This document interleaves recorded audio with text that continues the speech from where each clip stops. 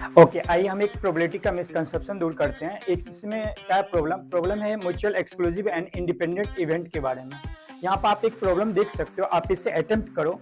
Okay, इसके explanation देख रहे हैं। इसमें क्या बोला है कि A and B are mutually exclusive. इसका मतलब probability of A intersection B equal to 0। और हमें कह रहा है कि ये यदि म्यूचुअल एक्सक्लूसिव है तो ये इंडिपेंडेंट इवेंट होगा क्या? तो इंडिपेंडेंट इवेंट के लिए क्या होना चाहिए? इसके equal to probability of A into probability of B.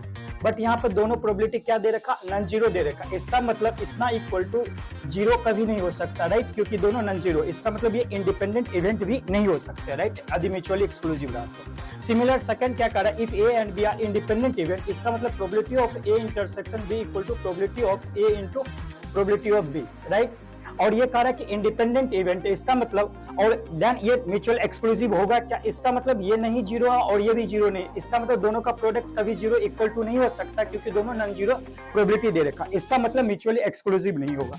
इसका मतलब हम ये कह रहे हैं कि इंडिपेंडेंट इवेंट ना तो म्यूचुअल एक्सक्लूसिव होता, ना तो mutual exclusive event independent event होता। मतलब दोनों में कोई रिलेशन नहीं है, आप यहाँ से देख सकते हो। देयरफॉर हम इसका आंसर बोल सकते हैं कि बोथ आर फॉल्स होगा। So option answer is right answer. Okay, तो आप इसी तरह के और कंटेंट देखना चाह रहे हैं, मिसकंसेप्शन दूर करना चाह रहे हैं, तो आप हमारे चैनल फॉलो कर सकते हैं। Thank you.